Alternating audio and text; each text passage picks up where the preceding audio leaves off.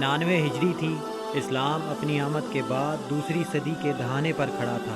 اموی خلیفہ سلیمان بن عبد الملک نے اپنے نوعمر لڑکوں کو لمبی لمبی قبائیں پہنائیں تاکہ وہ بڑی عمر کے محسوس ہوں اور اس کی جانشینی کے حقدار ٹھہریں، مگر جب وہ آنکھوں میں نہ جچے تو اس نے بڑی حسرت سے کہا، بڑے خوش قسمت ہیں وہ لوگ جن کے لڑکے بڑے ہیں۔ اس موقع پر خلیفہ کے دربار میں موجود وزیر رجا بن حیوہ نے شہزادے عمر بن عبدالعزیز کو خلیفہ نامزد کرنے کا مشورہ دیا، جو منظور ہوا اور اسلامی تاریخ کا سنہرا باب رقم کر گیا۔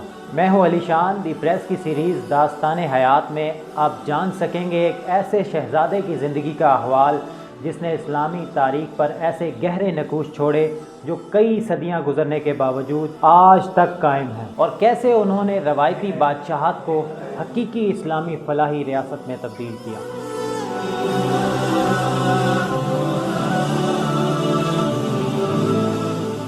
یہ وہ دور تھا جب اسلامی حکومت پر خلافت راشدہ کے اختتام کے بعد نیم تربیت یافتہ مسلمان عربیت سے متاثرہ بنو امیہ کو غلبہ حاصل ہو چکا تھا۔ مسلمانوں میں ان جاہلی رجحانات کا پھر سے احیاء ہونے لگا جو نبی کریم صلی اللہ علیہ وسلم کی ہدایت اور تعلیمات کی روشنی اور خلفائے راشدین کے اثر سے دب چکے تھے۔ اموی خلفاء میں ہر طرح کے عیوب جنم لینے لگے جن کا وجود ایک اسلامی حکومت اور خلافت کا منہ چڑھاتا تھا۔ اس صورتحال میں معدوم ہوتی اسلامی اقدار خلافت میں کسی خوشگوار انقلاب کی منتظر تھی۔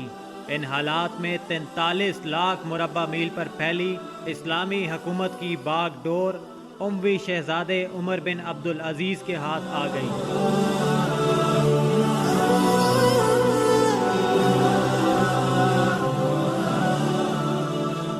خلافت سے قبل وہ ایک صاحب ذوق نوجوان تھے۔ کسی کو گمان نہ تھا کہ خلیفہ وقت کی جانشینی سے اس کے بیٹے محروم ہونے والے ہیں، اور خلافت کی باغ ڈور اس انقلابی شخصیت کے ہاتھ آنے والی ہے جس کی نوید خلیفہ ثانی حضرت فاروق اعظم رضی اللہ تعالی عنہ نے برسوں قبل سنائی تھی۔ معجزانہ طور پر خلیفہ بننے والی شخصیت جس کی وضاقتہ سے امارت ٹپکتی تھی، خلافت کے بعد یکسر بدل گئی تھی۔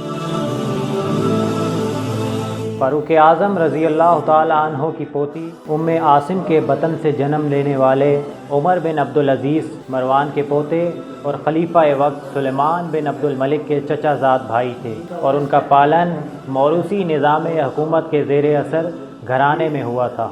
حضرت عمر بن عبدالعزیز کی خلافت تاریخ کا سنہری باب رقم کرنے جا رہی تھی۔ خلافت سنبھالنے کے ساتھ ہی ناخدا طرز حکام کی معزولی سے لے کر جانشینی کے نتیجے میں ملنے والے مال و زر کی بیت المال میں واپسی تک، غریبوں کی حق پروری سے لے کے عدل تک، ان کی شخصیت اموی جانشینی کو رد کرتی اور فاروقی جانشینی کا پتہ دیتی تھی۔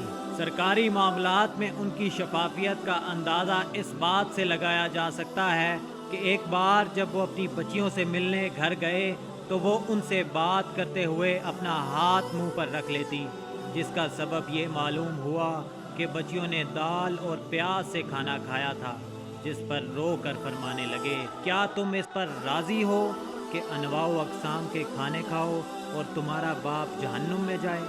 اسی طرح سرکاری سطح پر استعمال کے لیے کاغذ طلبی کے لیے بھیجی گئی ایک درخواست پر لکھا کہ قلم باریک کر دو اور چھوٹا چھوٹا لکھو، ایک پرچے میں بہت سی ضرورتیں لکھ دیا کرو، اس لیے کہ مسلمانوں کو ایسی لمبی چوڑی بات کی ضرورت نہیں جس سے بیت المال پر بوجھ پڑے۔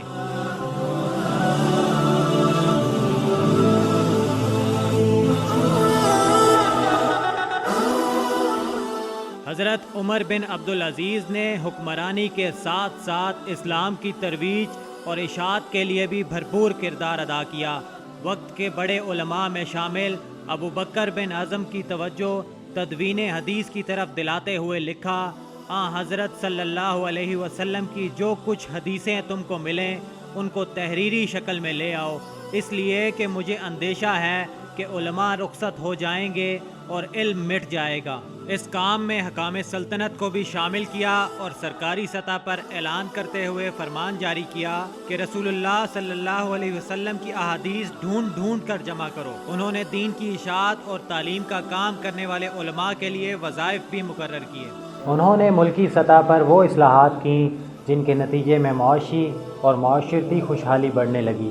حکومتی محاصل اور خراج کی وصولی اور اسراف کا نظام بھی تبدیل کیا۔ محمد صلی اللہ علیہ وسلم دنیا میں ہادی بنا کر بھیجے گئے تھے، تحصیلدار بنا کر نہیں بھیجے گئے تھے۔ اپنے اس تاریخی فکرے کو بنیاد رکھ کر انہوں نے حکومت کے دنیاوی مزاج کو نبوی مزاج حکومت میں بدل ڈالا۔ ایک عہدیدار کو لکھا کہ مجھے اس سے بڑی خوشی ہوگی کہ سب غیر مسلم مسلمان ہو جائیں اور ہم تم دونوں کھیتی کر کے اور ہل چلا کر اپنا پیٹ بھریں۔ انہوں نے شرعی محاصل کے علاوہ ہر طرح کے ناجائز محاصل اور ٹیکسوں کو معاف کر دیا جو سابق فرما رواؤں نے نافذ کر رکھے تھے۔ خشکی اور سمندر کے راستے کھولے گئے اور ہر طرح کی پابندیاں اٹھا دی گئیں۔ ساری مملکت کے لیے یکساں پیمانے مقرر کیے گئے۔ حکام سلطنت کو بھی تجارت سے منع کر دیا گیا۔ امراء اور شاہی خاندانوں کی وہ زمینیں جو محض چراگاہیں یا شکارگاہیں تھیں ان کو عوامی ملکیت میں دینے کا حکم دیا گیا۔ سرکاری حکام کو عوامی رسائی میں آسانی پیدا کرنے کے ہدایت نامے جاری ہوئے۔ حج کے موقع پر اعلان کیا جاتا تھا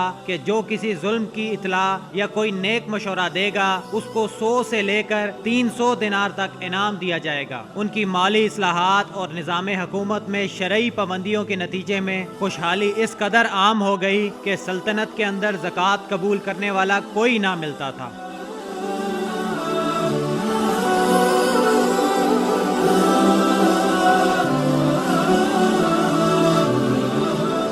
مورخین نے لکھا ہے کہ اگر حضرت عمر بن عبدالعزیز کو کسی اور اموی خلیفہ جتنی مدت مل جاتی تو آج اسلامی تاریخ کا رخ ہی دوسرا ہوتا۔ انہوں نے 2 سال 5 ماہ حکومت کی اور 101 ہجری میں وفات پائی۔ مورخین نے یہ بھی لکھا ہے کہ اس بات کے اشارے موجود ہیں کہ انہیں زہر دے کر مارا گیا اور یوں اسلامی تاریخ کا روشن باغ اپنوں کے ہی ہاتھوں گل ہو گیا۔